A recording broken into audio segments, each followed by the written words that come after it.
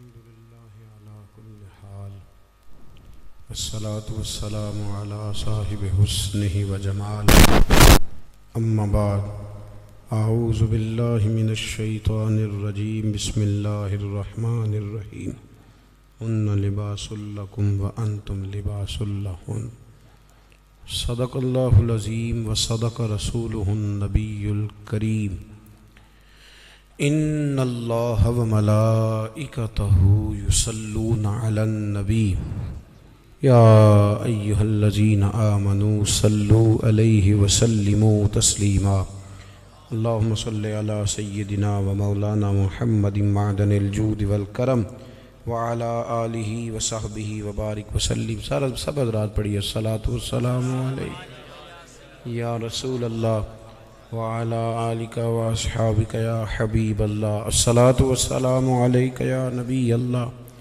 وعلى آلك وأصحابك يا سيدي يا نور الله. تمام تعریفیں حمد و ثنا اللہ تبارک و تعالی کے لیے. درود و سلام نبی اکرم نور مجسم شفیع معظم آقا کل ختم رسول دانا اصول احمد مجتبی جناب حضرت محمد مصطفیٰ صلی اللہ تعالیٰ علیہ وسلم کی ذات والا صفات کے لیے حمد و صلات کے بعد انتہائی قابل احترام علماء کرام حاضرین و سامعین محفل میلاد مصطفیٰ صلی اللہ علیہ وسلم کے عنوان سے سجی اس خوبصورت بزم میں میں اور آپ حاضر ہیں. میرے بڑے پیارے عزیز عبدالرؤف صاحب کا نکاح ہے. اللہ انہیں بے شمار برکتیں عطا فرمائے اور شادی کے اس موقع پر ہم سب یہاں اس محفل مبارکہ میں حاضر ہیں. اللہ تعالی ہمیں اپنی خوشیاں بھی اللہ رسول سے وابستہ کرنے کی توفیق عطا فرمائے اور اللہ تعالی ہمیں زندگی کے ہر معاملے میں سنت اور شریعت کی پابندی نصیب فرمائے. اعلیٰ حضرت فاضل بریلوی رحمۃ اللہ علیہ کی بات ہو رہی تھی. اعلیٰ حضرت رحمۃ اللہ تعالی علیہ نے ایک جگہ پہ لکھا ہے، آپ فرماتے ہیں کہ پڑوسی کے گھر تو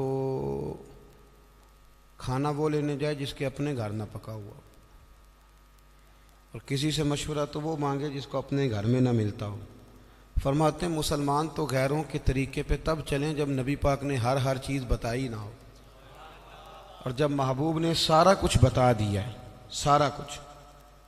بچہ پیدا ہوگا تو آپ اس کا عقیقہ کریں گے، اس کے سر کے بال اتروانا اور ان کی وزن کے مطابق چاندی کو خیرات کرنا، 7ویں دن نام رکھنا، یہ ساری چیزیں حضور نے بتلائیں. اس کے کان میں اذان دینا، اس کو گٹی دینا.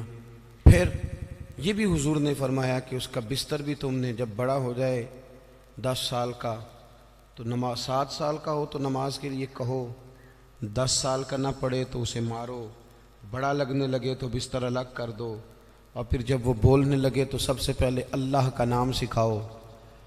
نبی کریم صلی اللہ علیہ وسلم نے ہر موقع پر، یعنی صرف ایسا نہیں ہے کہ مسجد میں آنے کے آداب تو ہیں تو گھر میں جانے کے نہیں. نبی پاک صلی اللہ علیہ وسلم نے فرمایا بالغ ہو جائے تو نکاح کرو. نکاح کس کے لیے سنت، کس کے لیے واجب، کس کے لیے فرض. نکاح خاتون کے ذمے کیا ذمہ داریاں خاوند کے حوالے سے، اور بیوی کے لحاظ سے پھر خاوند کے کیا ذمہ داریاں، ہر چیز کو اپنی اپنی جگہ پہ پوری وضاحت کے ساتھ.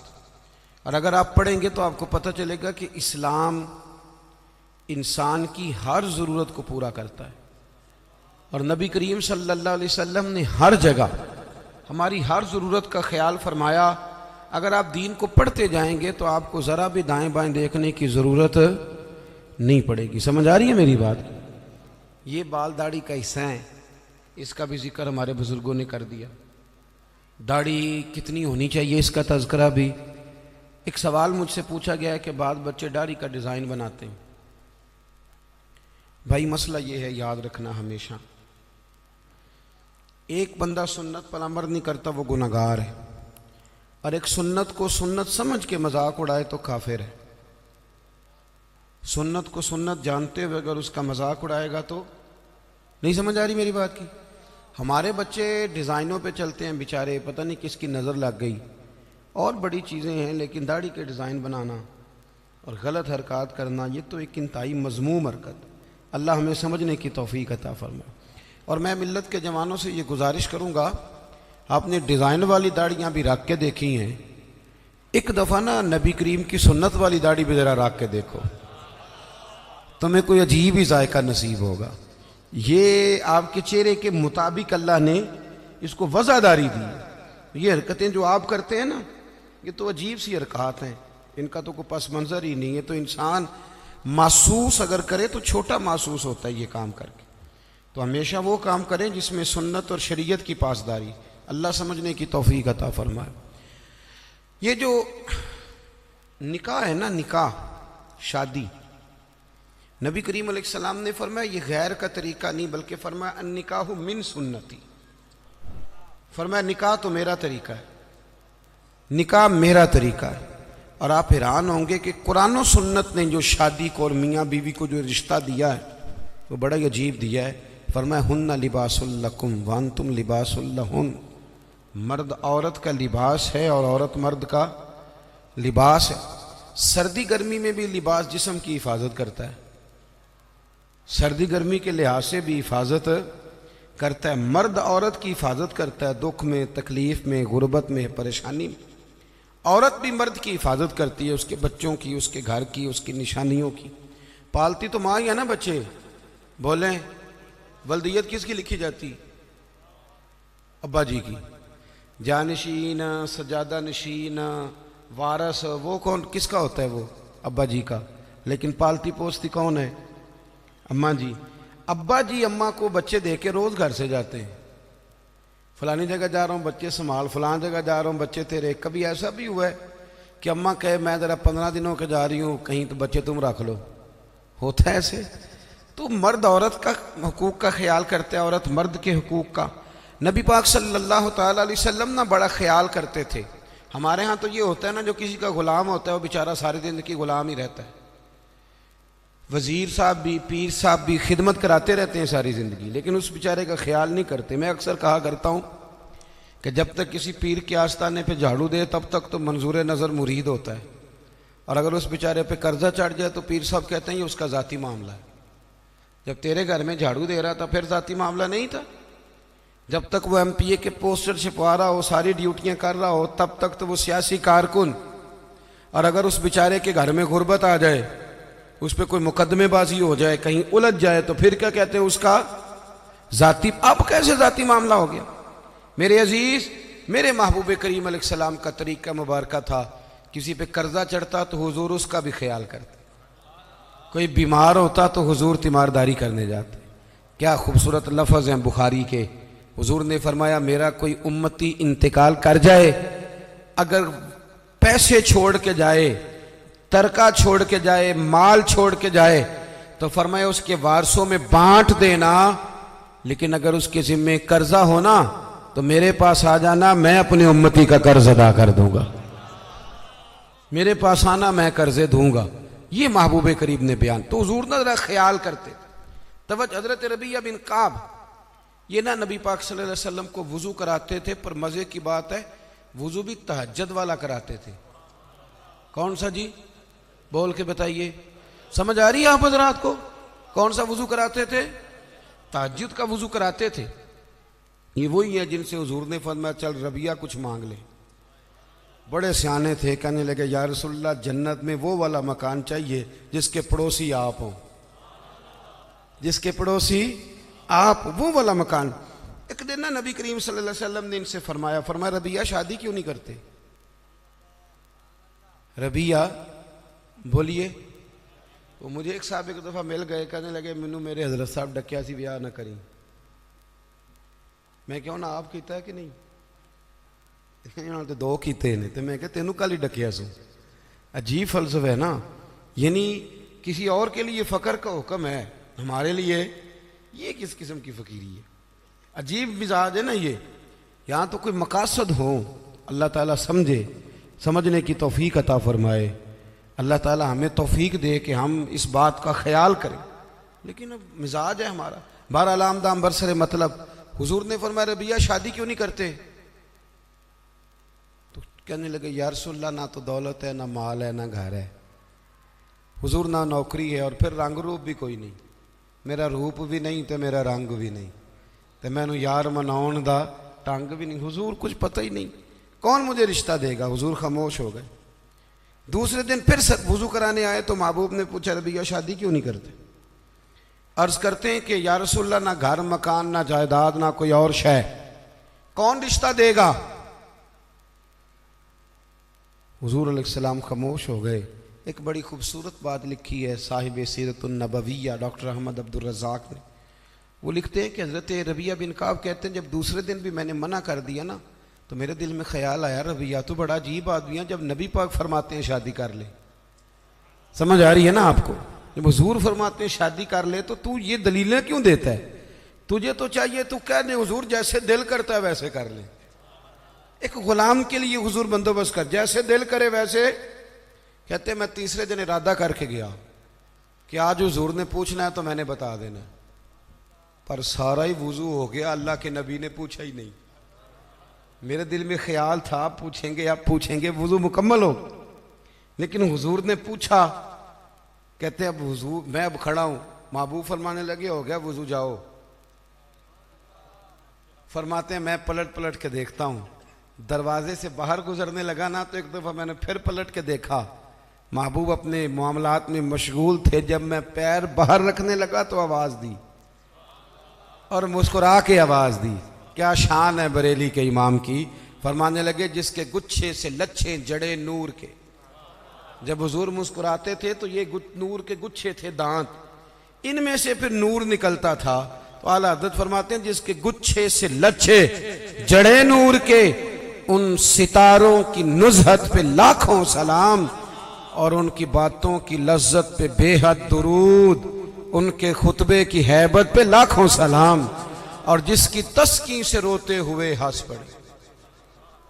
حضور ذرا سی تسکین کرتے تھے تو رونے والا ہنس پڑتا، تو پھر بڑا انتظار کرنا پڑتا ہوگا، 2 گھنٹے حضور مسکراتے نہیں ہوں گے۔ تو اعلیٰ حضرت فرماتے ہیں نہیں بھئی یہ بھی مسئلہ کوئی نہیں، یہ بھی مسئلہ کوئی نہیں کہ 2 گھنٹے کے بعد مسکرائیں گے تو رونے والا ہنسے گا۔ فرمانے لگے جس کی تسکین سے روتے ہوئے ہنس پڑے، اس تبسم کی عادت پہ لاکھوں سلام۔ یہ تو عادت ہے نبی پاک کی، تمہیں انتظار نہیں کرنا پڑے گا، تو عادت ہے حضور۔ تو حضور نے فرمایا شادی کر لو۔ کہتے ہیں میں مسکرایا، دوڑ کے واپس آیا، یا رسول اللہ جیسے حکم ہو کر دیں۔ میرے محبوب کی بھی کیا بات، کیا اندائے ہیں رسول کریم کی۔ حضور نے فرمایا فلاں قبیلے کے سردار کے پاس جا، اسے جا کے کہہ کہ اپنی بیٹی کا نکاح تیرے ساتھ کر دے۔ آپ فرماتے میں گیا، سلام لی، اندر داخل ہوا، انہوں نے بلایا، میں نے کبھی حضور نے بھیجا ہے، اور محبوب نے کہا اپنی بیٹی کا نکاح میرے ساتھ کر دو۔ حضرت ربیہ بن کعب رضی اللہ تعالیٰ عنہ فرماتے ہیں ماں نے اس کے باپ کی طرف دیکھا، اس لڑکی کے باپ کی طرف، اور لڑکی کے باپ نے ماں بڑی جو ہے وہ فکر ہوتی ہے لڑکی کے ماں باپ، دونوں نے ایک دوسرے کی طرف دیکھا تو انکار نہیں کیا کہ میں نہیں، ہم نے نہیں رشتہ دینا، بلکہ لڑکی کا والد کہنے لگا کہ محبوب سے عرض کرنا میں آؤں گا، میں خود آ کے حاضری دوں گا، ان سے عرض کرنا میں آؤں گا۔ حضرت ربیہ بن کعب رضی اللہ تعالیٰ عنہ کہتے ہیں میں نکل رہا تھا، نبی رحمت سید عالم صلی اللہ علیہ وسلم کا وہ پیغام لے کے، تو میں نکل رہا تھا، میں آگے بڑھ رہا تھا۔ فرماتے ہیں جب میں دروازے سے باہر ہوں، توجہ ہے نا میرے دوستوں کی، کہتے ہیں جب میں دروازے سے باہر ہونے لگا نا، پیر رکھنے ہی لگا تھا، تو وہ لڑکی پردے کے پیچھے سے بولی، توجہ ہے میری بات پر، وہ خاتون پردے کے پیچھے سے بولی اور بول کے کہنے لگی غلام ٹھہر جا۔ تو میں نے پلٹ کے دیکھا، میں رک گیا تو اپنے ماں باپ کو مخاطب کر کے کہنے لگی ابا جی آپ کو میری فکر ہے نا، اماں جی آپ کو میری فکر ہے نا، آپ مجھے نبی کریم کے حوالے کر دیں، مجھے امید ہے رب رسول مجھے کبھی ضائع نہیں فرمائیں گے، اللہ نبی مجھے ضائع۔ حضرت ربیہ بن کعب کہتے ہیں میں واپس آ گیا، سارا بندوبست حضور نے کر کے دیا، سارا بندوبست۔ اب بات کو سمجھیں، دین ہر جگہ انسان کا خیال کرتا ہے۔ فرماتے ہیں نبی پاک صلی اللہ علیہ وسلم نے حضرت عثمان غنی کو بلایا، فرمایا کھجور کی گٹھلی کے برابر ہونا چاہیے۔ حضرت عثمان کہنے لگے حضور حاضر ہو جائے گا۔ فرمایا عثمان پوچھو گے نہیں میں نے کیا کرنا ہے؟ عرض کی حضور بتا دیں کیا کرنا ہے۔ فرمایا ربیہ کی شادی ہے، اس نے اپنی بیوی کو حق مہر دینا ہے۔ پھر حضرت حارثہ بن نعمان کو بلایا، فرمایا ایک بکری کا بندوبست کر، ذبح کر کے پکانا ہے۔ پوچھو گے نہیں کس لیے، حضور حکم کریں؟ فرمایا میرے ربیہ کی شادی ہے، اس نے ولیمہ کرنا ہے۔ کہتے پھر محبوب نے مجھے اپنی جیب خاص سے، کرم سے، فضل سے کچھ پیسے دیے، فرمایا خوشبو بھی لے لے اور اپنی بیوی کے لیے ایک جوڑا بھی خرید لے۔ عزیز دوستو، یہ نہ سمجھیں کہ جو آپ کا شاگرد ہے، مرید ہے، سیاسی کارکن ہے، وہ آپ کی ڈیوٹی تو کرے تو تب ٹھیک ہے، لیکن اس کا کوئی ذاتی معاملہ آ جائے تو کہیں جی وہ جانے اور اس کا کام جانے۔ سمجھے چیزوں کو۔ نبی کریم صلی اللہ علیہ وسلم کہاں تک مہربانیاں فرماتے؟ حضرت ربیہ بن کعب فرماتے ہیں، آپ فرماتے ہیں کہ میں بڑا غریب تھا، میرے سارے بندوبست میرے محبوب نے کیے، اور فرماتے ہیں پھر محبوب نے ایک اور کرم کیا، میرے لیے برکت کی دعا بھی کر دی۔ آپ فرماتے ہیں کہ غربتیں چلی گئیں، اب کسی کو کہیں سے قرض نہ ملے تو میرے گھر سے مل جاتا ہے۔ ہر گھر سے اناج ختم ہونے کو ہو پر میرے گھر سے کبھی ختم نہیں ہو۔ تو نبی کریم علیہ السلام خیال فرماتے، اور پھر میاں بیوی کے درمیان جو رشتے کی نزاکت ہے، ہمارے ہاں نا یہ سمجھ لیں، جس گھر میں میاں بیوی کا اتفاق نہیں نہ ہوتا، اس میں کروڑوں روپے کی دولتیں بھی پڑی ہوں تو وہ گھر گھر نہیں ہوتا، وہ اذیت گاہ بن جاتا ہے۔ جتنا مرضی آپ کہیں میں بیوی کی پرواہ نہیں کرتا، یہ کیسے ہو سکتا ہے؟ اس کے ساتھ گھر وابستہ ہے۔ میاں بیوی کا کسی گھر کے اندر رویہ آپس میں بہت اچھا ہو تو دولت کم بھی ہو، وسائل تھوڑے بھی ہوں، پھر بھی گزارا صحیح ہو جاتا ہے۔ گھر کے اندر میاں بیوی کا آپس میں تعلق، طبقات ابن سعد میں صاحب طبقات نے لکھا ہے کہ جب نبی پاک علیہ السلام نے سیدہ طیبہ طاہرہ حضرت فاطمہ الزہرا رضی اللہ تعالیٰ عنہ کا نکاح مولا کائنات شیر خدا حضرت علی المرتضیٰ سے فرمایا نا، پتہ حضور نے کیا کیا تھا؟ دونوں کے سرے اقدس جوڑ کے نا تو نبی پاک نے ان دونوں کی محبت کے لیے دعا فرمائی، اے اللہ ان کے درمیان محبت رکھنا۔ ہمارے ہاں بھلا کیا ہوتا ہے؟ مرضی سے شادی کی، مرضی سے رشتہ تلاش کیا، پھر ٹھیک 15 دنوں کے بعد اماں کو نقص نظر آنے شروع ہو جاتے، اور ٹھیک 15 دن کے بعد ان کو بھی اپنے داماد میں نقص نظر آنے لگتے ہیں۔ جب آپ دو جملے کہہ دیتے ہیں نا خامند کو کہ تیری بیوی ٹھیک نہیں، تو آیا تھا، چاہیے تھا فٹافٹ پانی دیتی، پر اس نے تو توجہ ہی نہیں کی، تو آپ تو ایک جملہ کہہ کے چلے گئے، انہوں نے تو 24 گھنٹے اکٹھے رہنا ہے۔ خامند کو یہ پٹی پڑھا دی، اور جب بیٹی گئی میکے تو فٹافٹ اس کی اماں نے کہا اوہو کتنی کمزور ہو گئی ہے میری بیٹی، لگتا ہے کھانے کو نہیں دیتے، یہاں میں نے کتنے لاڈوں سے رکھی ہوئی تھی۔ یہ طریقہ ٹھیک نہیں۔ ابن حجر اسقلانی حدیث لائے، میرے نبی پاک علیہ السلام نے فرمایا وہ لعنتی ہے جو بیوی کو مرد کے خلاف اکساتا ہے اور مرد کو بیوی کے خلاف، ملعون ہے وہ شخص۔ ان کے درمیان پیار پیدا کریں، ان میں محبت ہوگی تو گھر سکھی رہے گا۔ سرور کائنات صلی اللہ علیہ وسلم کو پیغام آیا، صاحب طبقات نے لکھا ہے، پیغام آیا، پتہ چلا کہ کسی بات میں نا مولا کائنات اور سیدہ فاطمہ الزہرا رضی اللہ تعالی عنہ میں کسی بات میں شکر رنجی ہو گئی، محبت کے ساتھ کوئی بات آگے بڑھ گئی، حضور تشریف لائے۔ تھک تو نہیں گئے آپ لوگ؟ کہ آپ کا خیال ہے خشک مولوی منگا لیا آج؟ چلیں سن تو لینا، میں تو محبت سے آیا ہوں، بڑا لمبا سفر کر کے آیا ہوں، کئی جگہ جا نہیں پاتا، لیکن یہ موقع ایسا تھا میں نے چھٹی کرنا مناسب ہی نہیں سمجھا، میں نے کہا یہاں ضرور پہنچنا چاہیے، تو تھوڑی سی باتیں کرنی ہے، پیار سے سن تو لینا۔ آپ تو گھور رہے ہیں مجھے بیچ بیچ میں سے، ایک اس طرح کی تقریر کر رہا ہے، اللہ آپ کو جزائے خیر۔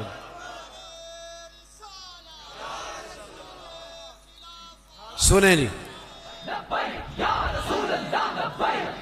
جزاک اللہ، سنیں جی سنیں، نبی کریم صلی اللہ علیہ وسلم نے نا حضور کو پتہ چلا، اور مزے کی بات یہ کہ روایت کے راوی بھی مولا علی شیر خدا ہیں۔ حضرت علی کہتے ہیں بات تو ہمارے درمیان آپس میں بڑھ گئی، پر آج بڑی میری وجہ سے تھی۔ یہ بھی پیار کی بولی ہے نا، یہ بھی محبت ہے نا جی، یہ محبت کی۔ یہاں بھی لوگوں کو بڑے عجیب و غریب قسم کے فلسفے یاد آتے ہیں، بات کر لوں پھر ایک اور بھی کروں گا، مزید بات کھل جائے گی۔ حضرت علی کہتے ہیں حضور کو پتہ چلا محبوب تشریف لائے، حضور نے بات سنی، حضور سمجھ گئے کہ آج بات ذرا علی نے زیادہ بڑھا دی ہے۔ اتنی بھی کسی کی بیٹی لاڈلی ہوگی جتنی نبی پاک کی شہزادی لاڈلی، اتنی بھی کسی کی بیٹی کی عزت ہوگی جتنی حضور کی صاحبزادی کی عزت ممکن ہے؟ دوستو انہوں نے اکٹھے رہنا ہے، نکاح کے فلسفے کو سمجھو، نبی کریم علیہ السلام نے سمجھ لیا کہ بات علی کی وجہ سے بڑی، پر مولا علی فرماتے ہیں نبی پاک نے سیدہ فاطمہ کا بازو پکڑا اور کونے میں لے گئے، فرمانے لگے فاطمہ ضروری نہیں کہ جیسے تم کہو علی ویسے ہی کریں، علی تمہارے شوہر ہیں، تمہیں خیال کرنا ہوگا۔ مولا علی کہتے ہیں میں دور کھڑا تھا، حضور تو بیٹی کو سمجھا رہے تھے پر آنسو میرے نکل رہے تھے، میں دوڑ کے آیا، محبوب کا دست اقدس پکڑ کے سینے پہ رکھا، میں نے کہا یا رسول اللہ بے فکر ہو کے جائیے، یہاں سے جب بھی خبر آئے گی محبت کی خبر ہی آئے گی، دوستو قربتیں۔ اچھا اس بات کو مزید کھول دوں، صاحب کنز العمال نے حدیث لکھی ہے، حدیث کے راوی خود سیدہ عائشہ صدیقہ ہے۔ ایک دن حضور فرمانے لگے عائشہ ایک بات نہ کروں، یا رسول اللہ کریں؟ فرمایا جب تم مجھ سے راضی ہوتی ہو تب بھی مجھے پتہ چل جاتا ہے، اور جب ناراض ہوتی ہو تو تب بھی مجھے پتہ چل جاتا ہے۔ یہاں نا کچھ لوگ بادشاہ سلامت ہیں، بادشاہ سلامت، وہ کہتے ہیں میں اگر کہوں کہ میں تھوڑا بہت اپنے گھر والوں کا بھی خیال کرتا ہوں، بات مانتا ہوں، تو پھر تو لوگ مجھے بہت بڑا بزدل آدمی سمجھیں گے، میری گھر میں بھی کچھ توجہ ہے۔ آپ کا تو نہیں مجھے پتا، ہمارے دیہاتوں میں یہ رواج ہے کہ اپنا بیٹا بھی اٹھا کے بندے باہر نکلنا پسند نہیں کرتے، اپنا بچہ اٹھا کے بھی، کوئی آنکھ نہ چھڑے کہ تیری ہن بال کھڑا دی ڈیوٹی، تینوں روٹی تاں لب دی ہے کہ پہلا بال کھڑا، کہ کیسی عجیب بات کرتے ہو۔ اگر اللہ کے نبی نواسوں کو گردنوں میں اٹھا کے گھومتے، گردن مبارک پر رکھ کے گھومتے ہیں، بچوں کی محبت تو اصول ہے، آپ سمجھیں اس چیز کو۔ گھر کے اندر اگر آپ تھوڑا بہت کسی جگہ پہ آپ کوئی گھر کے اوپر توجہ کر لیتے ہیں تو گھر کس کا ہے؟ آپ کا ہی ہے نا۔ اتنی کمزوری دکھانا، نبی کریم علیہ السلام نے مسکرا کے کہا عائشہ بتاؤں جب تو راضی ہوتی ہے تب بھی مجھے پتہ چل جاتا، اور جب ناراض ہوتی ہے تب بھی پتہ۔ تو حضرت عائشہ رضی اللہ تعالیٰ نے کہتے میں چپ کے کہا، میں نے کہا حضور میں نے کیوں ناراض ہونا ہے، پر میں بتاؤں صحیح کب ناراض ہوتی ہے تو؟ یا رسول اللہ آپ اتنا خیال کرتے ہیں حضور؟ فرمایا پھر بتاؤں؟ حضور بتائیں۔ فرمایا عائشہ جب تو ہوتی ہے نا مجھ سے راضی تو قسم اٹھاتی ہے، تو کہتی ہے لا و رب محمد صلی اللہ علیہ، مجھے محمد کے رب کی قسم، اور جب تو ناراض ہوتی ہے تو کہتی ہے لا و رب ابراہیم، مجھے حضرت ابراہیم کے رب کی قسم۔ کہتی ہو کہ نہیں؟ جناب عائشہ کہتے ہیں میرے آنکھ کھلی، لبوں سے ہنس رہی تھی، آنکھوں سے رو رہی تھی، میں نے کہا کریمہ تیرے قربان جاؤں، اتنی باتوں کا بھی خیال فرماتے ہو، اتنی باتوں کا بھی خیال کرتے ہو؟ کہا مجھے پتہ چل جاتا ہے جب تو راضی ہوتی ہے اور جب تو ناراض ہوتی ہے تیرے لفظ بدل جاتے۔ دوستو گھر کے اندر کا جو ماحول ہے وہ آپ کو مضبوط کرتا ہے، گھر کے اندر کا ماحول آپ کو کمزور کرتا ہے۔ اگر گھر کے اندر آپ کی طبیعت کے لحاظ سے چیزیں موجود ہیں، آپ باہر بڑا کچھ کر سکیں گے۔ ہر آدمی اتنا دلیر نہیں ہوتا کہ گھر میں جو مرضی ہوتا رہے وہ باہر مضبوط رہے گا۔ نکاح کو، میاں بیوی کے رشتے کو قرآن پاک نے اللہ نے اپنی نشانیوں میں سے نشانی کہا ہے۔ یہ فاحد میاں بیوی کا رشتہ ہے، جسے کہا یہ میری نشانیوں میں سے نشانی۔ پتہ خرابی کہاں سے شروع ہوتی ہے؟ سب سے پہلے تو شادی ہوتی ہے غیر شرعی، غیر شرعی۔ کول 10واں ہو جائے تو مولانا صاحب کو بلاؤ، نعت خاں کو بلاؤ، اور بچے کی شادی ہو تو پھر اب نہیں حضور سے پیار، اب نہیں محبت، اب کدھر گئی غلامی کہ اللہ رسول سے صرف دکھوں کا رشتہ؟ بلاؤ نا اب بھی بینڈ باجا، یہاں تو بینڈ باجا کل والے دن بھی منگاؤ، 10ویں پہ بھی منگاؤ، اور دکھوں کی بات آئی تو قرآن شریف شروع کرا لیا، اور جب سکھ آئے تو پھر آپ نے موت شروع کرا لی۔ اور بھائی مصطفیٰ کی نعت والے کو نا نعت ہی اچھی لگتی، اسے برات والے دن بھی نعت ہی اچھی لگتی، شادی والے دن بھی نعت ہی اچھی۔ پہلی بات تو یہ کہ غیر شرعی حرکات ہوتی ہیں شادی، اور ڈھیروں ہوتی ہیں، ڈھیروں۔ سب سے بری حرکت کون سی ہے؟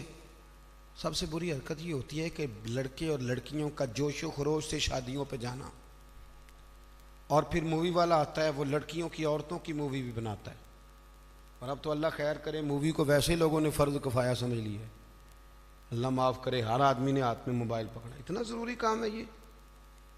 مووی بنتی ہے، مہندی ہوتی ہے، ناچ گانا ہوتا ہے، تماشے لگتے ہیں۔ پھر میں حیران ہوتا ہوں، جوان لڑکیوں کے ہاتھوں میں پھول دے کے انہیں کھڑا کیا جاتا ہے کہ دولہا جب آئے تو پھول پھینکنا۔ دولہے کے ساتھ بوڑھے بوڑھے لوگ ہوتے ہیں کہ جوان لڑکے ہوتے ہیں؟ بولے تو وہ پھول کیوں لڑکیاں پھینکتی ہیں؟ لڑکیاں ساری برقعے میں ہوتی ہیں، چھپے ہوئے منہ ہوتے ہیں، تو سارا خاندان تو بیوٹی پارلر سے تیار ہو کے آیا ہوتا ہے، تو آپ تو گناہ کو آواز دے رہے ہیں۔ پتہ ہے رسم کیسے ایجاد ہوئی؟ صاحب فتوح الشام نے لکھا ہے یہ لڑکیوں کے پھول پھینکنے کی رسم جب قادسیہ کے علاقے حضرت سعد بن ابی وقاص رضی اللہ تعالیٰ عنہ فتح کر رہے تھے، تو آپ ایک ایسے علاقے سے گزرے جس کی عمارتیں بڑی شاندار تھیں۔ علامہ واقدی کہتے ہیں کہ دور دور سے لوگ وہ عمارتیں دیکھنے آتے تھے کہ بھئی فن تعمیر کا شاہکار ہیں یہ چیزیں۔ اس ایریے سے گزرنا تھا مسلمان فوج نے، تو عیسائیوں نے اور یہودیوں نے ایک چال چلی، انہوں نے عورتوں سے کہا خوبصورت لڑکیوں سے کہ پھول پکڑ لو اور جب فوجی گزرے تو ان کے اوپر پھول پھینکنا، اگر 2-3 جرنل بھی تم تباہ کرنے میں کامیاب ہو گئی تو مسلمانوں کا ہم زیر کر لیں گے۔ پھول پھینکو، چھتوں پہ چڑھ گئی، اور چھتوں کی طرف نوجوانوں نے دیکھنا ویسے ہی ہے چونکہ شاہکار ہیں ہماری مناظر۔ حضرت سعد بن ابی وقاص رضی اللہ تعالیٰ عنہ آگے آگے تھے، سمجھ آ رہی ہے نا میری باتوں کی؟ آگے آگے جا رہے تھے، کمان کر رہے تھے فوج کی۔ جب آپ نے دیکھا عورتیں چھتوں پہ ہیں تو حضرت سعد بن ابی وقاص شرارت سمجھ گئے، سازش سمجھ گئے۔ لوگ زہر بھی جو ہوتا ہے نا، زہر بھی دودھ میں ڈال کے دیتے ہیں، ڈائریکٹ نہیں دیتے، انہیں پتہ ہوتا ہے کہ زہر رگوں میں کیسے اتارنا ہے۔ جناب سعد بن ابی وقاص آگے آگے تھے، جب دیکھا عورتیں چھتوں پہ ہیں تو فوراً بولے، گھوڑے پہ چڑھ گئے اور فوج کی طرف توجہ کر کے کہنے لگے فوجیو تمہیں پتہ ہے نا اللہ کیا فرماتا ہے؟ رب فرماتا ہے مردوں سے کہو نظریں جھکا کے رکھے۔ نظریں کون بھلا؟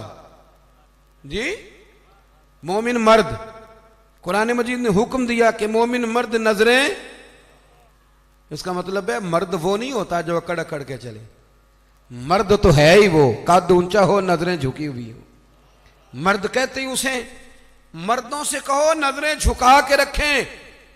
10,000 فوج تھی، عورتیں پھول پھینکتی رہیں، 10,000 فوجی گزر گیا پر ایک نے بھی نظر اٹھا کے نہیں دیکھا۔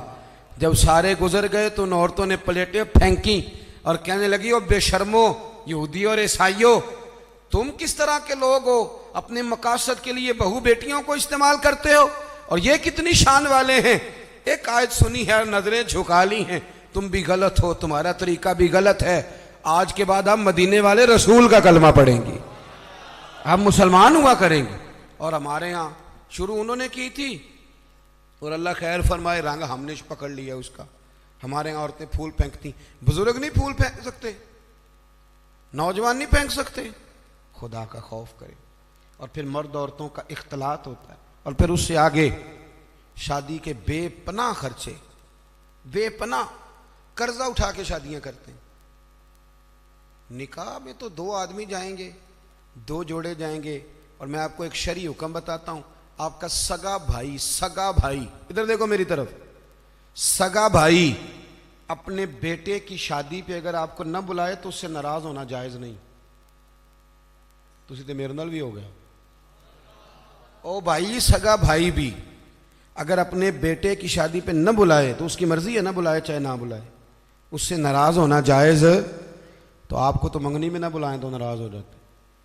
اور اگر کوئی کارڈ بھیج دے نا صرف ولیمے کا، کہنے نے ولیمے تے بھی وہی جان گئے جڑے جانج نال گئے سن، اسی صرف ولیمے تے، بھئی فرض ہے آپ کا جانا، ہاں حضور نے حکم دیا ہے کہ ولیمے کی دعوت دے تو ضرور جایا کرو، لیکن اس کے اتنے زیادہ خرچے ہم نے کر دیے۔ ہمارے بچے، اب ناراض نہ ہونا، گناہ اس لیے عام ہو گیا کہ ہم نے نکاح مشکل کر دیا، نکاح مشکل ہو گیا۔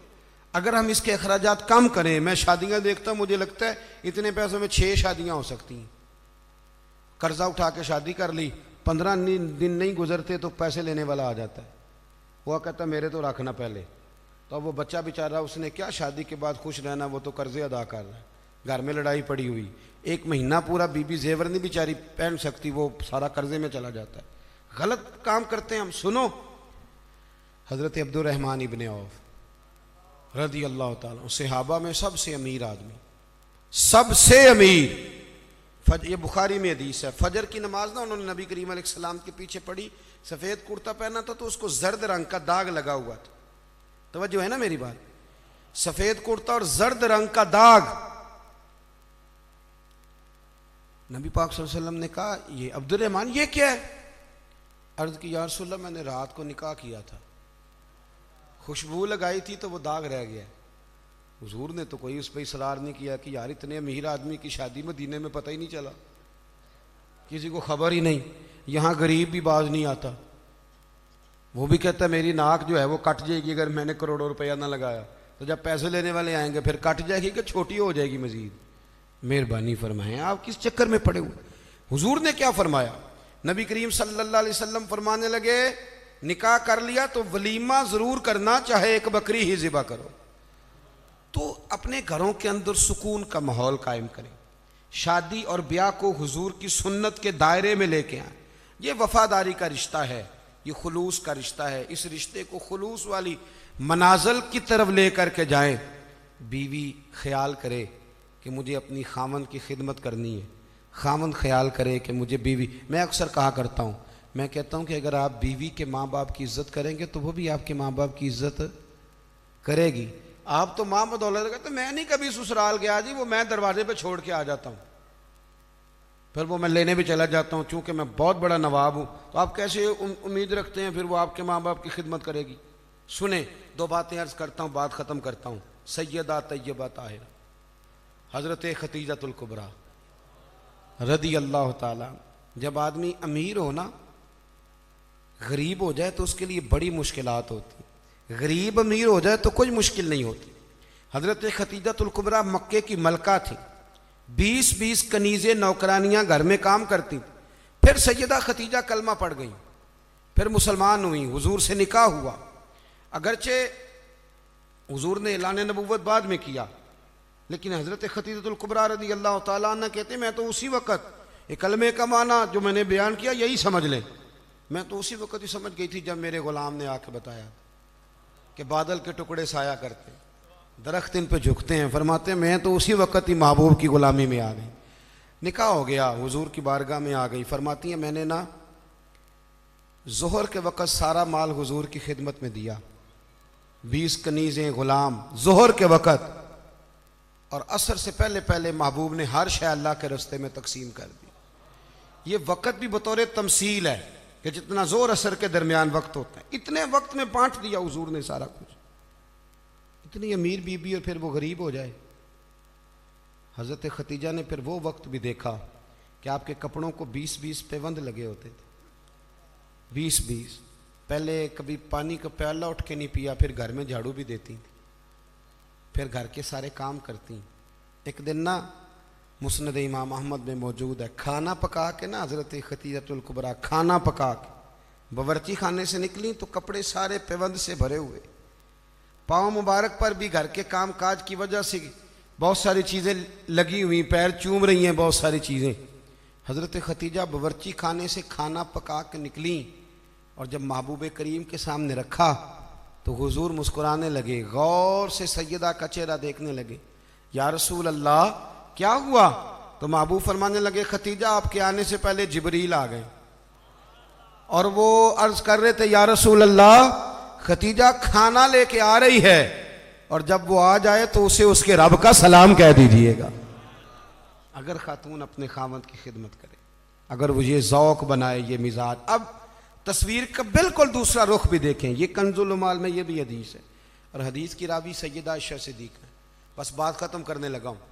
سیدہ عائشہ صدیقہ کہتی ہیں دوپہر کو حضور آرام کرتے تھے، کھانے کے بعد لوگ ملنے نہیں آتے تھے، پر ایک دن نا ایک بوڑھی اماں آ گئی، اس نے جب دروازے کے سامنے آ کے وہ بولی تو حضور جلدی سے اٹھے، خود دروازہ کھولا، کھانا کھلایا، کھجوریں دی، سرکہ دیا، پیار کیا، محبت فرمائی۔ حضرت عائشہ صدیقہ رضی اللہ تعالیٰ عنہ کہتی ہیں یہ میں نے انفرادی رنگ دیکھا، باقی ہر ایک سے شفقت کرتے تھے، پر یہاں میں نے حضور کا انداز جداگانہ دیکھا۔ جب جانے لگی تو حضور نے تحائف بھی دیے، میرے دل میں خیال آیا حضور اب جائیں گے، رات کو واپس آئیں گے تو پوچھوں گی کہ یہ اماں کون ہے، لیکن محبوب تو لیٹ گئے۔ کہتے میں قریب گئی، قدموں میں بیٹھی، میں نے کہا یا رسول اللہ یہ کون تھی خاتون، آپ نے بڑا ہی پیار کیا۔ کہتی حضور اٹھ کے بیٹھے تو آنکھوں میں آنسو تھے۔ میں نے کہا یا رسول اللہ کیا ہوا؟ تو محبوب فرمانے لگے عائشہ یہ نا میری پہلی زوجہ سیدہ ختیجہ کی سہیلی تھی، یہ جب ہم مکے میں رہتے تھے تو وہ یہ آیا کرتی تھی، ختیجہ کھانا بھی کھلاتی تھی، پیار بھی کرتی تھی، تحفے بھی دیتی تھی۔ آج جب یہ لوٹ کے دوبارہ آئی ہے تو ختیجہ کی یادیں تازہ ہو گئی۔ میں نے اسی طرح وقت دیا ہے، کھانا کھلایا ہے، تحائف دی ہیں، اور حدیث کا آخری جملہ حسن العہد من الایمان۔ محبوب فرمانے لگے وعدے، عہد اور رشتے اچھے طریقے سے نبھانا یہ بھی ایمان کا حصہ ہے، تعلقات اچھے طریقے سے نبھانا یہ بھی ایمان ہے۔ بہت فکر کے ساتھ شریعت کے دائرے کے اندر رہ کے نکاح کیا جائے۔ دیکھیں کسی کے دیندار ہونے کا پتہ ہی تب چلتا ہے جب اس کے گھر میں کسی کی شادی ہوتی ہے۔ محفل میں تو سارے نیک ہوتے ہیں، تبھی تو پتہ چلتا ہے کہ اب اس کا دین سے کتنا رشتہ ہے۔ شریعت کے دائرے میں رہیں، نکاح کو آسان کریں۔ پھر اگلی جو بات ہے وہ یہ ہے کہ محبوب کریم کی شریعت اور سنت کے مطابق ہمارے ہاں طلاقیں بہت زیادہ ہو رہی ہیں۔ اس کی بنیادی وجہ یہ ہے کہ ہم طلاق کے مسائل نہیں سیکھتے، اس کی ہمیں ضرورت ہے۔ جب آپ شادی کریں حیض و نفاس کے، طلاق کے مسائل، ان چیزوں کو سیکھ لیں تاکہ بعد میں کوئی دشواری نہ ہو۔ بعد میں پوچھنے آتے ہیں کہ مولانا اب یہ کر لیا ہے تو اب کیا کروں، تو میں کہتا ہوں یہ کبھی تھوڑا سا کسی مولانا سے پہلے بھی رابطہ رکھ لیتے نا۔ اتنے فضول خرچے ہوتے ہیں، اور جب نکاح میں حق مہر کی باری آتی ہے نا تو کہتے ہیں شرعی رکھ لو۔ میں نے کہا باقی سارے کام غیر شرعی، اور حق مہر شرعی۔ حق مہر شرعی یہ ہے کہ جتنا لڑکا دے سکے۔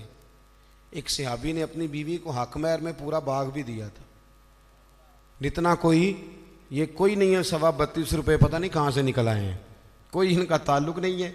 جتنا خامد حق مہر حیثیت ہو اتنا دے۔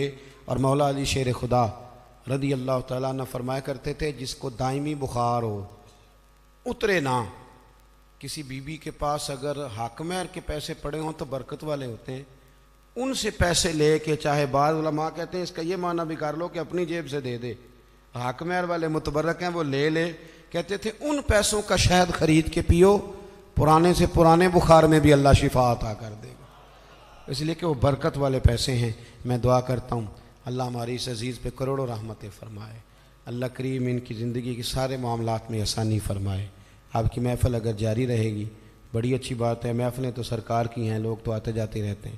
سید صاحب تشریف لے آئے ہیں، انشاءاللہ باقی کا جو معاملہ ہے وہ آگے بڑھے گا۔ میں تو اسی بات پہ اجازت لوں گا۔